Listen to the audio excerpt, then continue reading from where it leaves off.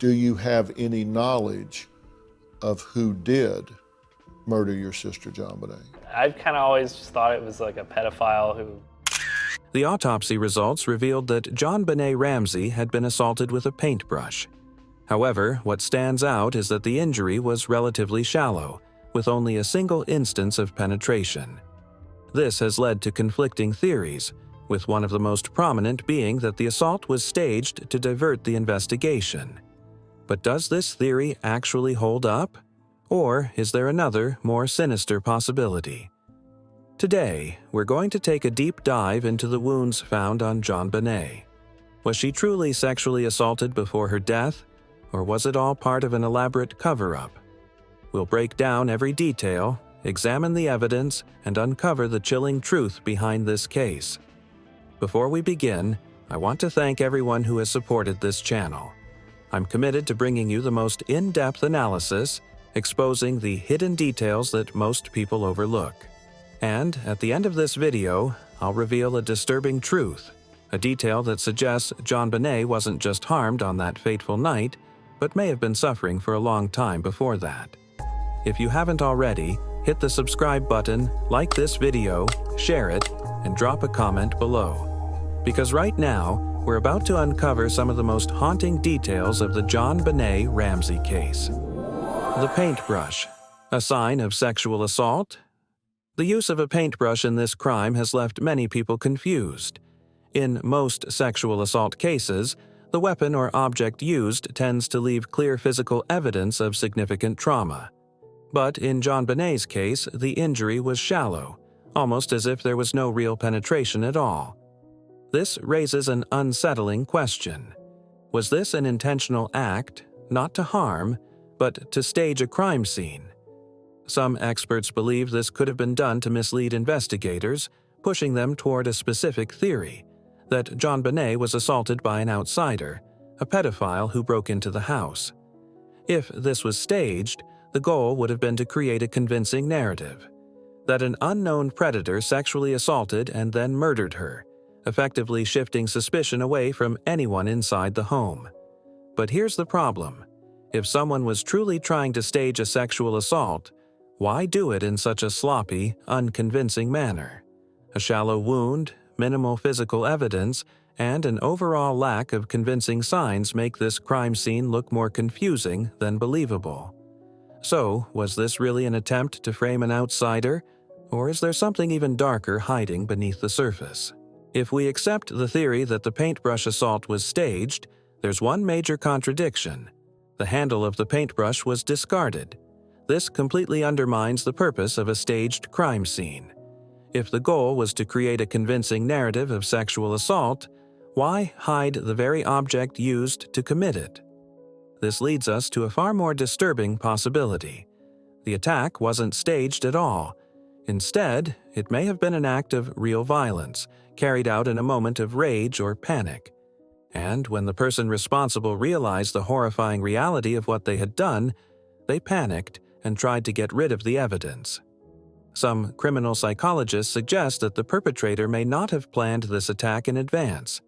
Instead, it could have been a spontaneous act of aggression, something that happened in a fit of anger or emotional breakdown.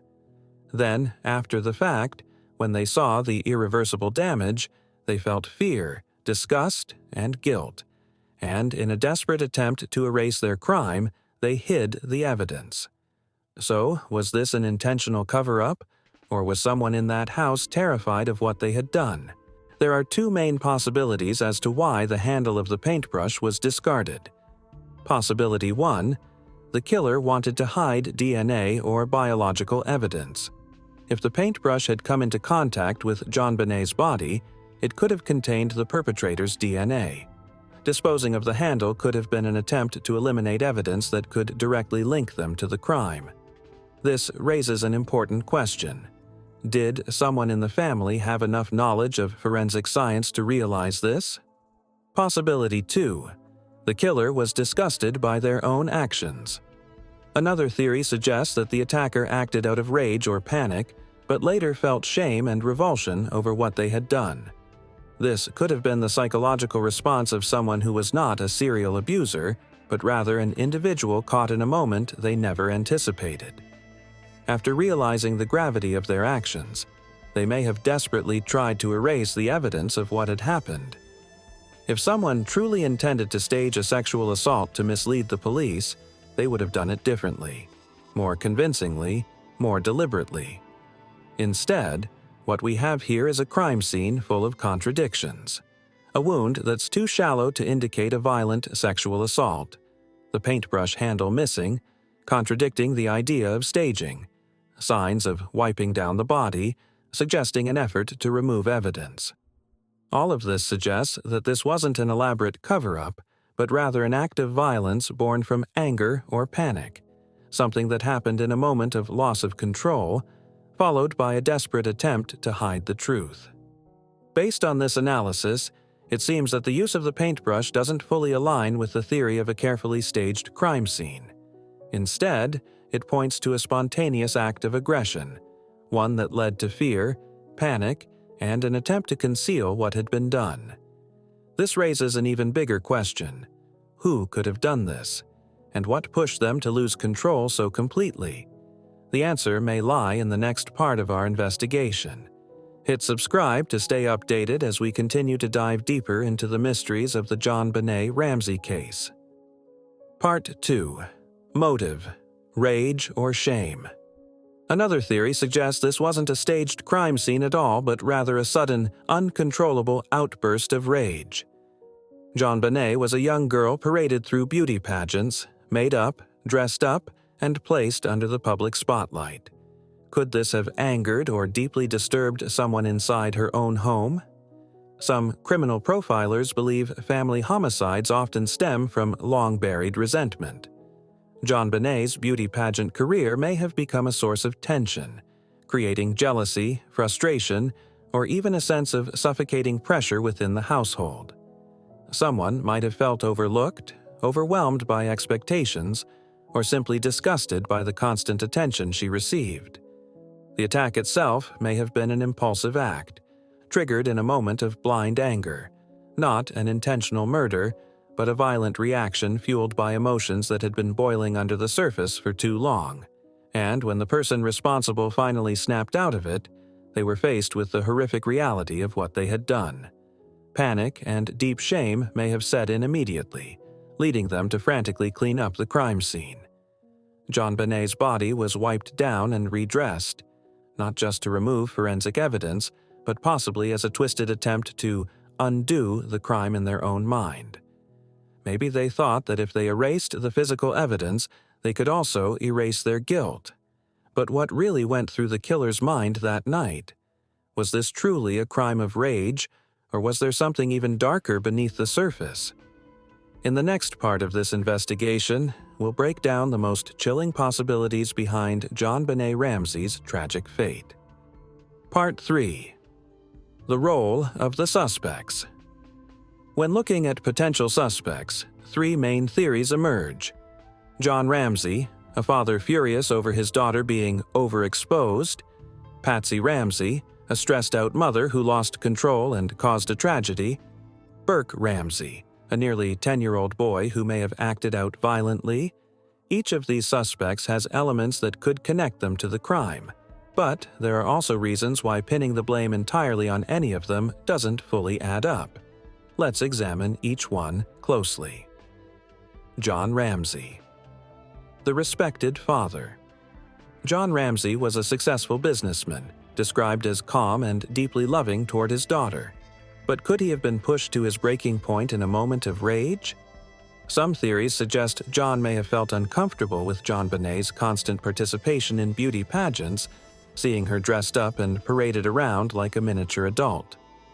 If a conflict erupted that night, could it have escalated into something fatal? However, there's no evidence of John having a history of violence or explosive behavior. Plus, the ransom note, if indeed it was staged, doesn't align with the calculated, composed personality of a man like him. So, was he involved, or simply a grieving father caught in a nightmare? Patsy Ramsey, the overbearing mother. Patsy Ramsey, a former beauty queen herself, was the driving force behind JonBenét's involvement in pageants. Some theories suggest that in a moment of frustration or exhaustion, Patsy may have unintentionally harmed her daughter and then covered it up. One of the most suspicious elements in this case is the 3-page ransom note, which many experts believe was written by someone inside the house. Handwriting analysis has even suggested similarities to Patsy's writing. Some argue that she staged the crime scene to shift blame away from the family. But if JonBenét's death was truly an accident, why go to such extreme lengths to create a kidnapping scenario? On the other hand, there's no known history of Patsy being violent. If she were truly responsible, could she have remained composed enough to carry out such an elaborate cover-up? Burke Ramsey, the mysterious older brother. At nearly 10 years old at the time of the crime, Burke Ramsey remains one of the most controversial figures in this case. Some theories suggest that Burke may have had inappropriate interactions with his sister in the past, and that JonBenét's death was the result of a family conflict gone terribly wrong. Those who suspect Burke often point to his bizarre demeanor in police interviews and media appearances following JonBenét's death. Many believe he may have accidentally or intentionally harmed his sister during playtime or an argument. But if that were the case, how did his parents react? If Burke was responsible, why would John and Patsy stage such a sloppy crime scene instead of doing everything they could to hide the truth? A widely debated theory is that his parents covered for him, fabricating an entire kidnapping scenario to keep their son out of the legal system. But even this theory has holes. Police never found direct forensic evidence linking Burke to the crime. All 3 Ramsey family members had possible motives that could make them suspects. But each theory leaves unanswered questions. What really happened that night? Did an intruder slip into the house and commit this crime? Or was this simply a family tragedy that spiraled out of control? Part 4. Signs of cleanup and the fear of being caught. Some have questioned whether the paintbrush was actually used for cleaning. Did someone in the family try to remove evidence of the crime? If JonBenét's body was wiped down, why were there still traces left inside? There's another possibility. Perhaps they knew that forensic testing could detect semen or blood, so they made an effort to clean the area. However, out of panic or lack of time, they only did a rushed, incomplete job. The evidence left behind from the paintbrush is minimal but raises serious questions. If the perpetrator was trying to stage a sexual assault, why do it in such a sloppy, careless way? Could this have been a hasty act of desperation, rather than a well-planned cover-up? It's also worth noting that in cases involving children, perpetrators often clean the victim's body in an attempt to erase evidence and hide the truth. If this was a premeditated assault, then cleaning JonBenét's body may have been part of an intentional plan to destroy evidence. But if this was a crime of passion, the cleanup could have been driven by sheer panic and fear of getting caught. The question is, if the killer was truly trying to erase evidence, why did they leave behind key details? Could they have been interrupted in the middle of their attempt? Or did they simply not realize that forensic testing could still detect traces despite their efforts to clean up? This brings us back to the central question. Who had the time, opportunity, and motive to do this? Was it an outsider or someone inside the house? And if it was someone from the family, why would they clean up halfway instead of ensuring no evidence remained? The act of partially wiping down the body while still leaving behind critical evidence doesn't just suggest panic. It also reveals the psychological turmoil of the perpetrator. They may have wanted to erase their tracks, yet at the same time, they may have felt guilt, hesitation, or fear when confronted with the horror of what they had done. This inner conflict is exactly what makes this case so complex and difficult to decipher. The Ramsey family, a disgusting cover-up to hide their crime? Some crimes make us shudder because of their brutality, but others are even more revolting, not just because of the act itself, but because they are wrapped in layers of blatant lies and deception. The case of JonBenét Ramsey is exactly that. a horrific crime where an innocent child was tormented inside her own home, and the very people who were supposed to protect her are the ones who seem the most suspicious. How does a 6-year-old girl show signs of prolonged abuse? Are we really supposed to believe that a stranger broke into the house, assaulted her while everyone else was asleep, and then took the time to write a long, rambling ransom note using paper from inside the house? That's not just unlikely, it's laughable. Forensic evidence suggests that JonBenét had been abused long before the night she died. What does that mean? It means that someone inside that house, John, Patsy, or Burke, had been doing something horrific to her for a long time. And on Christmas night, it finally escalated too far. The so-called accident doesn't even begin to explain the fractured skull. The blow to her head was so severe that it cracked her skull, yet she didn't die right away. That means someone saw her suffering, gasping for life, and then made the cold, calculated decision to strangle her, to ensure she never had the chance to speak the truth. Does that sound like the work of some random intruder? Absolutely not. That kind of cruelty only comes from someone who was desperate to silence her. And then there's the cleaning of the body, the wiping away of evidence. Who would do that? Not an outsider. The only people who had a reason to do this were the Ramseys themselves. The same people who dressed JonBenét up like a doll for the public to admire, while hiding their darkest secrets behind closed doors. And when those secrets finally started slipping into the open, they did everything possible to erase the evidence. But the most sickening part of all? They got away with it. Not a single member of the Ramsey family was ever charged.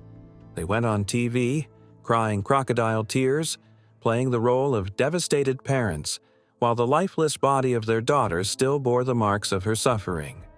This isn't some unsolvable mystery. This is a blatant cover-up, hidden behind wealth, influence, and one of the most shameful failures of justice in modern history. And the worst part? JonBenét never got the chance to tell her story. Thank you for watching my analysis. If you have any questions or thoughts, feel free to leave a comment below. See you in the next video.